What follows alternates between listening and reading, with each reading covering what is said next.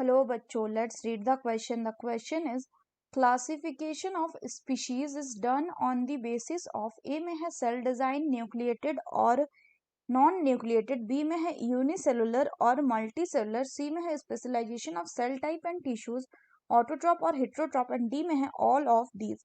तो आइए देखते हैं हम इसका की कंसेप्ट।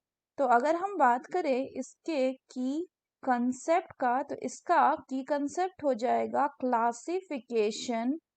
Classification of species. तो सबसे पहले तो ये कि क्लासिफिकेशन क्या होता है। तो अगर हम बात करें क्लासिफिकेशन की, तो आइए देखो होता क्या है कि हम सभी लिविंग ऑर्गेनिज्म को डिवाइड करते हैं अलग अलग ग्रुप में on the basis of very basic characteristic they are that are shared by them. So होता क्या है कि living organism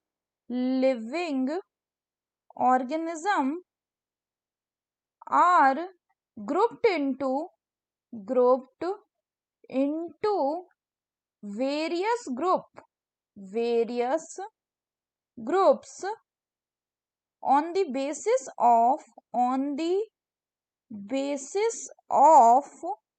very basic characteristic that are shared by them,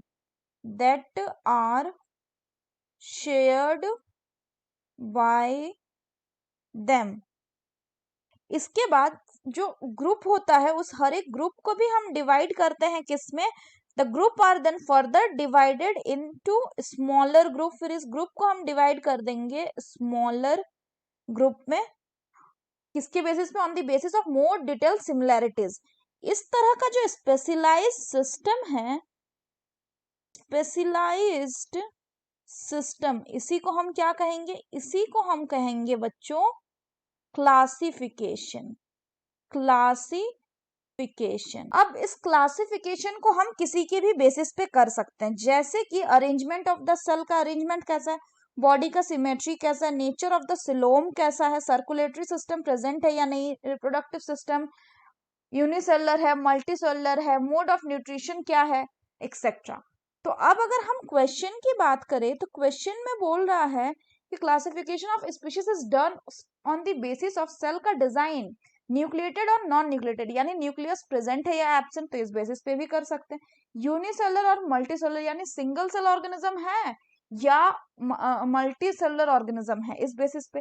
सी में है स्पेशलाइजेशन ऑफ सेल टाइप, यानी ऑटोट्रॉप है, यानी अपना फूड खुद प्रिपेयर करता है, हेट्रोट्रॉप है या ऑटोट्रॉप को कंज्यूम करके अपना फूड लेता है, इस बेसिस पे। यानी किसके बेसिस पे यहाँ पे, यानी on the basis of the mode of nutrition. So the correct option will be option D, that is all of these. So that's all for the question बच्चों. Hope you understood it well. Best of luck.